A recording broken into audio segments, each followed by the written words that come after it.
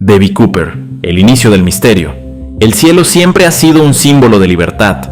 Desde que el ser humano logró despegar del suelo, volar se convirtió en algo más que una forma de transporte. Era una idea, una sensación, una promesa. Allá arriba, lejos del ruido de la tierra, todo parecía distinto, más simple, más ligero, más libre. Pero el 24 de noviembre de 1971, alguien utilizó esa libertad de una manera completamente diferente. No para viajar, no para escapar del estrés, no para regresar a casa, sino para desaparecer, para borrarse, para convertirse en un misterio que, décadas después, sigue sin resolverse. Ese día comenzó como cualquier otro en el aeropuerto de Portland. Era víspera de Acción de Gracias y el lugar estaba lleno de movimiento. Familias cargando maletas, niños mirando por las ventanas, ejecutivos revisando relojes, anuncios constantes por los altavoces. El aire estaba cargado de humo de cigarrillos, algo completamente normal en esa época. La gente fumaba en salas de espera, en restaurantes, incluso dentro de los aviones. El olor se mezclaba con el café recién hecho y el perfume de los pasajeros. Era un día común, y ahí está el detalle más importante, porque los eventos más extraordinarios siempre comienzan en días ordinarios. Nadie estaba observando con atención, nadie estaba buscando peligro, nadie estaba preparado para recordar un rostro específico. Y eso era exactamente lo que él necesitaba. Caminaba entre la multitud sin llamar la atención. Su paso no era rápido ni lento, no parecía apurado, pero tampoco perdido. Era el tipo de caminar de alguien que sabe exactamente hacia dónde va. Vestía un traje oscuro, no elegante de forma exagerada, pero sí limpio, bien ajustado, sin imperfecciones visibles. La camisa blanca resaltaba bajo la iluminación del aeropuerto, y la corbata negra estaba perfectamente alineada. Nada fuera de lugar, nada que hiciera que alguien lo recordara. Ese era su poder, ser completamente olvidable. Sus gafas oscuras cubrían sus ojos, y eso no era un detalle menor. Los ojos delatan emociones, miedo, ansiedad, duda. Pero detrás de esas gafas no había forma de leerlo. Era una barrera, una protección, un anonimato dentro del anonimato. En su mano llevaba un maletín negro. No lo sostenía con fuerza, no lo escondía, no lo trataba como algo importante. Lo llevaba con naturalidad, como si fuera un objeto más. Pero ese maletín contenía el núcleo de todo lo que estaba a punto de ocurrir. Cuando llegó al mostrador de Northwest Orient Airlines, no hubo pausa antes de hablar. Un boleto a Seattle. Su voz fue baja, firme, sin emoción. No había nervios en ella, no había urgencia. Pagó en efectivo. En ese momento, eso no significaba nada. Era completamente normal. No existían los controles estrictos de hoy. No se pedían identificaciones rigurosas para vuelos domésticos. Pero en retrospectiva, ese detalle fue clave. Porque pagar en efectivo significaba algo muy importante. No dejar rastro, no dejar identidad, no dejar historia. Cuando el agente le entregó el boleto, el nombre registrado fue Dan Cooper. Un nombre simple, un nombre sin peso, un nombre que nadie cuestionó. Pero ese nombre no era real, y aún así se volvería eterno. Tomó el boleto y caminó hacia la puerta de embarque. No miró atrás. No revisó su entorno de forma evidente, no dudó, y eso es importante, porque la mayoría de las personas cuando hacen algo fuera de lo común muestran pequeñas señales, miran alrededor, respiran profundo, ajustan su postura, pero él no, porque no estaba improvisando, estaba ejecutando algo que ya había pensado muchas veces. Subió al avión, un Boeing 727. Para los demás pasajeros era solo un vuelo corto. Para él, era una herramienta. Saludó con un leve movimiento de cabeza. Nada exagerado, nada memorable. Se dirigió directamente a la parte trasera del avión. Fila 18. No fue casualidad. Desde ahí podía observar todo el pasillo. Tenía una vista clara de la tripulación. Y lo más importante, estaba cerca de la escalera trasera. Un elemento que casi nadie consideraba importante. Pero él sí. Se sentó. Acomodó su postura. Encendió un cigarrillo. El sonido del encendedor fue breve. Inhaló profundamente. Exhaló con calma.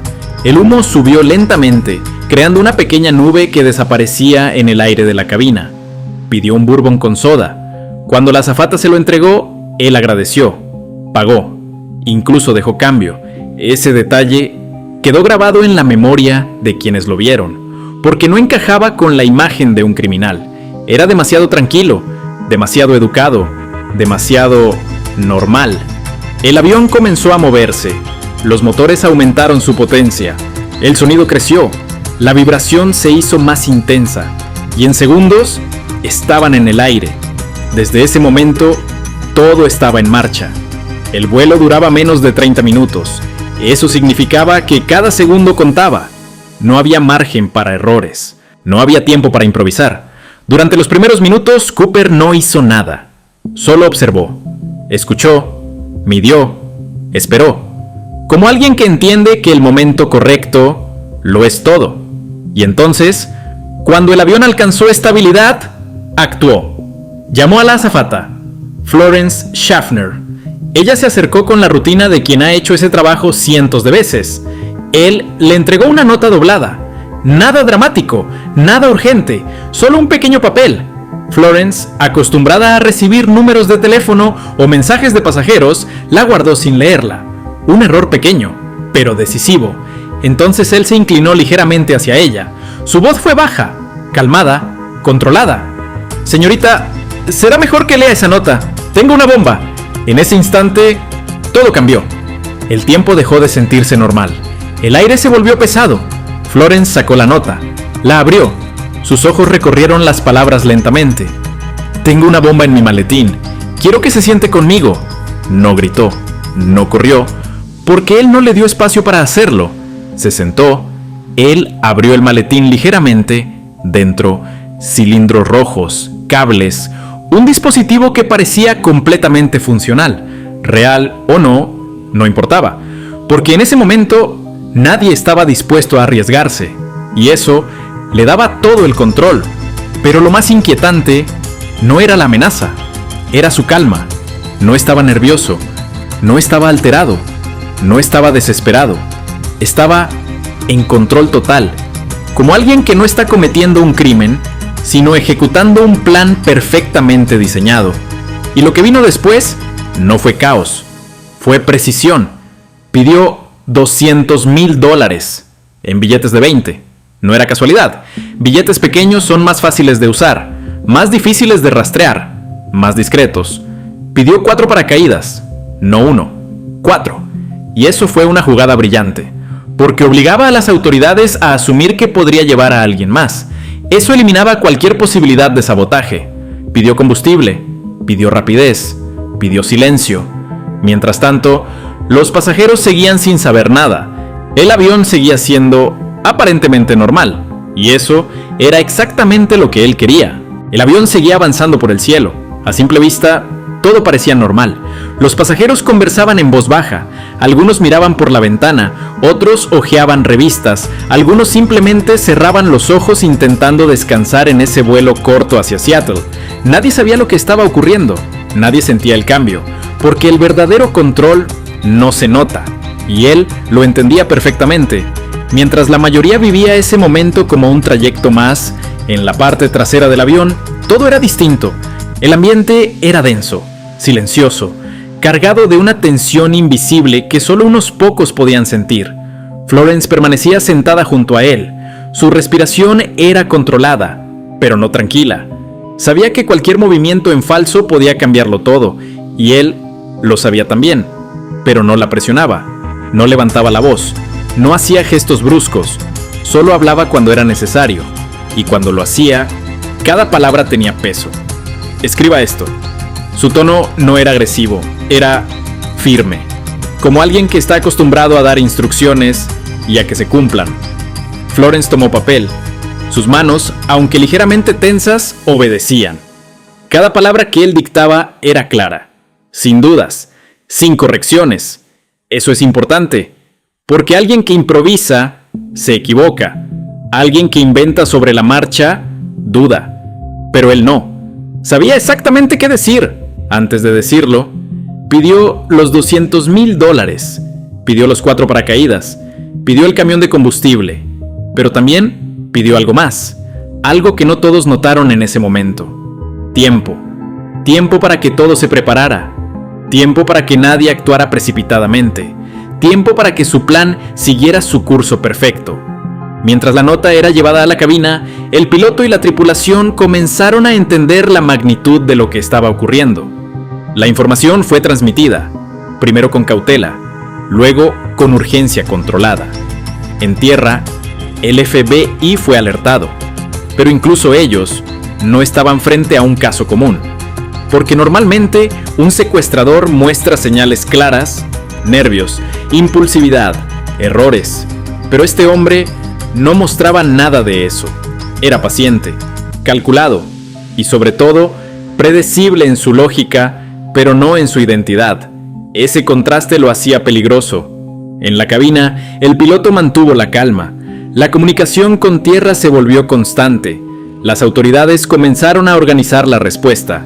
El dinero debía reunirse. Los paracaídas debían conseguirse. Todo debía hacerse rápido, pero sin provocar. Porque una cosa estaba clara, este hombre no parecía alguien que perdería el control, pero tampoco alguien que toleraría errores. Mientras tanto, en la cabina de pasajeros, el tiempo seguía avanzando. Minutos que parecían normales para todos, pero que en realidad estaban cargados de tensión. Cooper permanecía en su asiento. A veces observaba por la ventana, a veces miraba hacia el frente. A veces, simplemente permanecía inmóvil, como si estuviera repasando mentalmente cada paso, como si ya supiera exactamente lo que vendría. Pidió otra bebida. La tomó con calma. No había temblor en sus manos, no había prisa. Ese detalle es uno de los más inquietantes de toda la historia, porque alguien en esa situación debería mostrar signos de estrés, pero él no. Era como si estuviera en control total del entorno, como si el avión entero fuera parte de su plan, y de cierta forma, lo era. Cuando el piloto anunció que llegarían a Seattle, todo ya estaba en marcha. En tierra, las autoridades se preparaban. El dinero había sido reunido. Billetes de $20, numerados, registrados, listos para ser entregados. Los paracaídas también estaban listos. 4, tal como él pidió. Ese detalle seguía desconcertando a todos. ¿Por qué 4?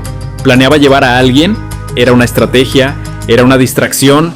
Nadie lo sabía. Pero todos entendían algo. No podían arriesgarse. No podían fallar. El avión comenzó su descenso. Las luces de la ciudad aparecieron abajo, brillando como una red de puntos en la oscuridad. La lluvia comenzaba a caer con más intensidad. El ambiente se volvía más pesado, más real, más definitivo. Cuando las ruedas tocaron la pista, todo cambió de ritmo. Ya no era una situación en el aire, ahora era un escenario controlado, pero extremadamente delicado. El avión rodó lentamente. Se detuvo en una zona apartada, lejos de la terminal principal, lejos de la vista directa, pero no lejos de la atención. Cooper observaba. No hablaba mucho, solo lo necesario. Eso también era parte del control. Hablar poco reduce errores, reduce exposición, reduce riesgos. El dinero fue llevado al avión. Un momento crítico, uno de los más importantes, la transacción. Cuando Florence recibió el dinero, lo llevó hacia él. Cooper lo tomó, lo revisó, no de forma apresurada, no con desesperación, sino con la calma de alguien que espera que todo esté exactamente como lo pidió, porque sabía que lo estaría, y lo estaba. Los paracaídas también fueron entregados, 4 paquetes, 4 oportunidades, 4 decisiones. Ese número seguía siendo un misterio. Pero lo que vino después cambió todo. Cooper permitió que los pasajeros bajaran, uno por uno, sin prisa, sin caos, sin gritos. La gente salía sin saber realmente lo que había ocurrido, sin comprender que acababan de estar dentro de una de las historias más grandes de la aviación. Cuando el último pasajero descendió, el avión quedó casi vacío, solo la tripulación necesaria y él. Ese momento marcó una transición, porque ahora ya no había testigos innecesarios, ya no había distracciones, ahora todo estaba enfocado, ahora comenzaba la segunda parte del plan, y esta era la más peligrosa. Cooper dio nuevas instrucciones, ordenó que el avión despegara nuevamente. Destino, México. Pero sus condiciones no eran normales, no eran comunes, eran específicas, extremadamente específicas. Volar a baja altitud, a aproximadamente 10.000 pies, velocidad reducida, alrededor de 200 nudos, flaps extendidos, tren de aterrizaje parcialmente abajo. Estas no son instrucciones que cualquier persona pueda dar. Estas son instrucciones de alguien que entiende cómo se comporta un avión, cómo se mantiene estable, cómo se controla en condiciones específicas. Eso cambió la percepción de todos, porque ya no estaban frente a un simple secuestrador, estaban frente a alguien que sabía exactamente lo que estaba haciendo. El Boeing 727 volvió a la pista. Los motores rugieron nuevamente, pero esta vez el ambiente era distinto. No había pasajeros, no había normalidad, solo tensión. Y una pregunta que nadie podía responder. ¿Qué iba a hacer realmente este hombre? El avión despegó por segunda vez, y en ese momento todo se volvió irreversible, porque ahora ya no se trataba de negociar, se trataba de ejecutar el final del plan, un final que nadie vería venir. El avión ya estaba en el aire otra vez, pero ahora todo era distinto. No había conversaciones, no había risas, no había normalidad. Solo quedaban unos pocos miembros de la tripulación y un hombre que estaba a punto de desaparecer. El Boeing 727 avanzaba en la oscuridad, dejando atrás las luces de Seattle. A medida que se alejaban de la ciudad, el cielo se volvía más negro, más profundo, más vacío. Afuera, la tormenta comenzaba a intensificarse. El viento golpeaba el fuselaje con fuerza. La lluvia caía en ráfagas, chocando contra el avión como pequeñas agujas invisibles. La temperatura descendía rápidamente. Allá arriba, el ambiente era hostil, frío, violento, impredecible. Y aún así, eso no parecía importarle. Dentro del avión, la iluminación era tenue. Sombras largas se proyectaban sobre las paredes. El sonido constante de los motores llenaba cada espacio, como un recordatorio de que no había escapatoria fácil. Cooper permanecía en la parte trasera, de pie ahora. Ya no estaba sentado observando, ahora estaba preparándose. Tomó el dinero. El paquete era voluminoso, pesado, pero lo manejó con seguridad, como si ya hubiera calculado ese detalle. Lo aseguró a su cuerpo, cada movimiento preciso, sin desperdicio, sin duda. Eso es importante, porque incluso en ese momento no parecía improvisar, parecía ejecutar algo que ya había vivido en su mente muchas veces. Uno de los miembros de la tripulación fue llamado hacia atrás. Cooper dio instrucciones claras. Nadie venga aquí. Manténganse en la cabina. Cierren la puerta. No levantó la voz.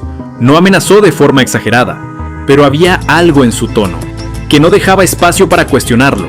La puerta de la cabina se cerró, y en ese momento quedó completamente solo, solo con el sonido del avión, solo con la tormenta, solo con el plan. El aire dentro del avión cambió, no físicamente aún, pero sí en sensación. Era como si todo se hubiera reducido a un solo punto. Ese momento, ese lugar, ese hombre. Cooper tomó uno de los paracaídas, lo examinó, lo ajustó. No parecía estar aprendiendo, no parecía estar probando, parecía familiar. Eso alimenta una de las teorías más fuertes, que tenía experiencia, que no era su primer salto, que no era un improvisado. Ajustó las correas, aseguró el equipo, revisó el dinero nuevamente, cada detalle verificado, porque sabía algo que muchos ignoran. En situaciones extremas, los errores pequeños cuestan todo. Se movió hacia la parte trasera del avión, la zona menos iluminada, la más expuesta, la más peligrosa. Ahí estaba, la escalera trasera, esa pieza de ingeniería que en cualquier otro vuelo era irrelevante, pero en ese momento era la salida hacia lo desconocido. Afuera, la tormenta estaba en su punto. El avión volaba sobre zonas boscosas del estado de Washington. Oscuridad total, sin luces, sin referencias, solo naturaleza, densa, infinita, impenetrable. El viento aumentaba. Las turbulencias hacían vibrar la estructura del avión. No era un vuelo cómodo, era un entorno agresivo, y aún así, Cooper no se detuvo. Se acercó al mecanismo de la escalera, lo observó por un momento, como si confirmara algo, como si validara su decisión final, y entonces la activó. El sonido fue inmediato, un golpe metálico, un cambio brusco en la presión y luego el aire, entrando con una violencia brutal. El viento irrumpió en la cabina trasera como una fuerza salvaje. El ruido era ensordecedor, un rugido constante, el tipo de sonido que no te deja pensar, que no te deja escuchar, que no te deja dudar. La temperatura cayó en segundos, el frío se volvió penetrante, cortante, real. Ese era el momento donde cualquier persona normal habría retrocedido, habría dudado, habría reconsiderado, pero él no, porque todo lo que había hecho lo había llevado exactamente a ese punto. Se acercó al borde. La oscuridad lo esperaba. No había nada visible. Solo vacío, solo aire, solo caída. El viento golpeaba con fuerza su cuerpo. Su ropa se agitaba violentamente. El paracaídas, listo. El dinero, asegurado. Todo preparado. Todo en su lugar. En ese instante, no había testigos, no había cámaras, no había nadie mirando. Solo él y el cielo. Y entonces dio el último paso. Saltó. No hubo grito, no hubo despedida, no hubo señal, solo desapareció, absorbido por la oscuridad, por el viento, por la tormenta, por el vacío. Dentro del avión, la tripulación no lo vio, no directamente, pero sintieron algo, un cambio, un movimiento, una alteración en la presión. Sabían que algo había pasado, pero no podían confirmar qué, no podían mirar, no podían saber, porque él había eliminado esa posibilidad.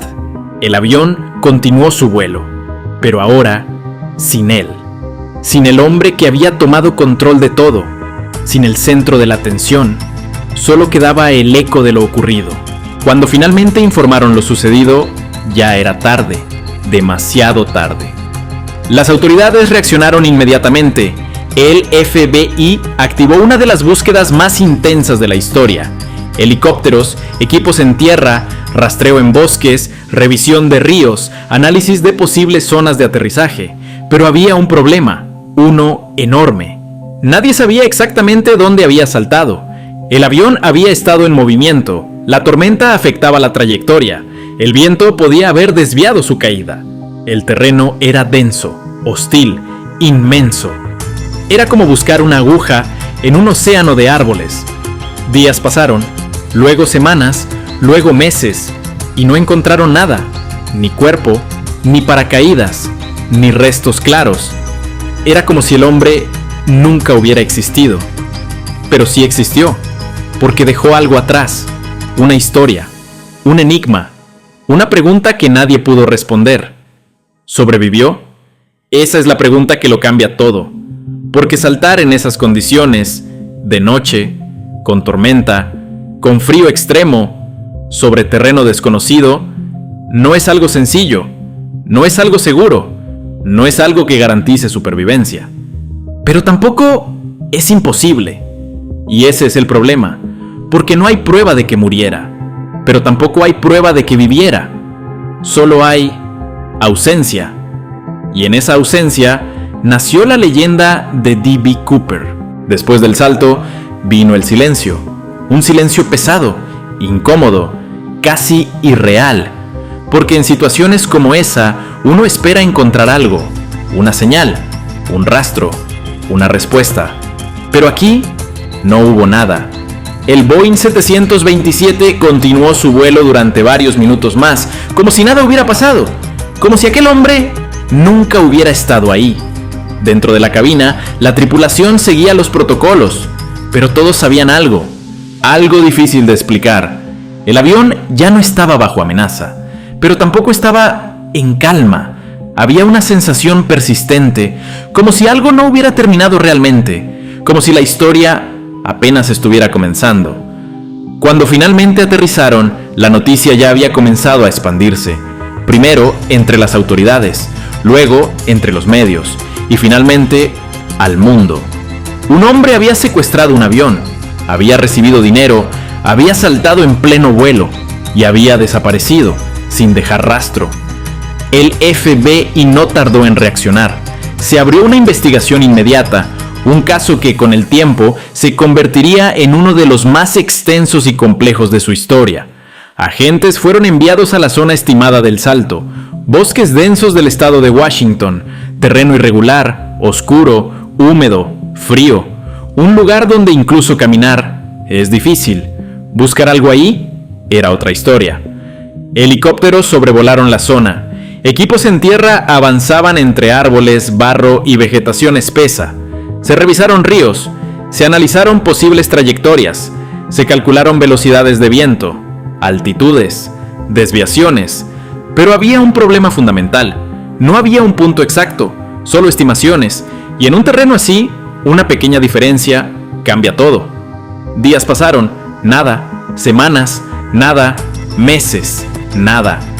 Ni cuerpo, ni paracaídas, ni mochila, ni ropa, ni huellas. Era como si el hombre se hubiera disuelto en el aire. Pero la investigación no se detuvo. El FBI comenzó a construir un perfil.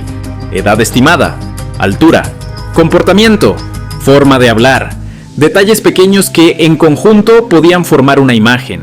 Se revisaron miles de nombres, sospechosos, ex militares, paracaidistas, criminales conocidos, personas desaparecidas, pero ninguno encajaba perfectamente. Siempre había algo que no coincidía, un detalle fuera de lugar, una pieza que no encajaba. Y eso hacía el caso aún más inquietante, porque significaba algo muy claro: no sabían quién era. Con el paso del tiempo surgieron teorías, muchas, algunas lógicas, otras casi imposibles. Teoría 1. No sobrevivió. Algunos expertos creen que Cooper murió esa noche. Las condiciones eran extremas: tormenta, oscuridad total, temperaturas cercanas al congelamiento, terreno desconocido, sin equipo adecuado, sin protección térmica, sin casco, sin visibilidad. Un salto así no es sencillo, es extremadamente peligroso, y para alguien sin experiencia sería prácticamente una sentencia de muerte. Teoría 2. Era un profesional.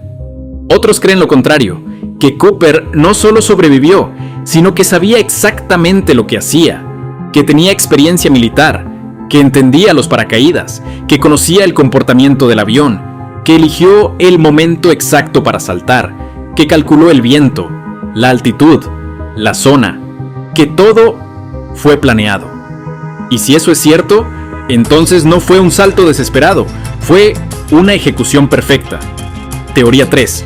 Nunca lo encontraron, porque no quiso ser encontrado. Esta es la teoría más inquietante: que Cooper sobrevivió, que aterrizó, que se levantó y que simplemente volvió a su vida, sin llamar la atención, sin gastar el dinero de forma evidente, sin cometer errores, como alguien que entiende que la mejor forma de escapar es desaparecer completamente. Pero entonces llegó 1980. Un niño estaba jugando cerca del Columbia River, excavando en la arena, sin buscar nada en particular, y entonces encontró algo. Billetes, viejos, deteriorados, pegados entre sí, pero reales. Parte del dinero del rescate. Eso cambió todo, porque era la primera evidencia física encontrada, después de casi una década. Pero en lugar de resolver el misterio, lo complicó aún más, porque ahora había nuevas preguntas. Si Cooper murió, ¿cómo llegó ese dinero ahí? Si el dinero estaba con él, ¿por qué estaba enterrado? Si sobrevivió, ¿por qué dejar parte del dinero? Ninguna respuesta era clara. El FBI analizó los billetes, confirmó su origen, intentó reconstruir la historia, pero no logró una conclusión definitiva. Y así, el caso siguió abierto durante décadas. Se investigaron nuevos sospechosos, se analizaron nuevas teorías, se recibieron confesiones falsas, historias inventadas, personas que querían ser parte del misterio, pero nada, nunca fue suficiente. Hasta que en 2016, el FBI tomó una decisión: cerrar el caso, oficialmente. No porque lo resolvieran, sino porque ya no había más pistas reales que seguir. Pero cerrar un caso no significa cerrar una historia, porque esta historia no necesita un final, necesita una pregunta, y esa pregunta sigue viva. ¿Quién fue realmente D.B. Cooper? Un hombre común con un plan extraordinario, un profesional que ejecutó el crimen perfecto, alguien que sobrevivió y vivió en silencio, o alguien que cayó en la oscuridad y nunca volvió. Tal vez la respuesta nunca llegue, pero eso es lo que lo hace eterno, porque en algún lugar, quizá, hubo un hombre que logró lo imposible, que subió a un avión como cualquiera y bajó convertido en leyenda. Y hasta hoy, cada vez que un avión atraviesa una tormenta, cada vez que el cielo se vuelve oscuro, cada vez que alguien mira hacia abajo desde miles de pies de altura, hay una pregunta que sigue flotando en el aire. ¿Y si sobrevivió? Y recuerda, cada historia tiene un comienzo, pero solo tú decides cómo termina. Si este video te dejó algo, no te vayas sin suscribirte. Activa la campanita y sé parte de este viaje, porque esto apenas empieza.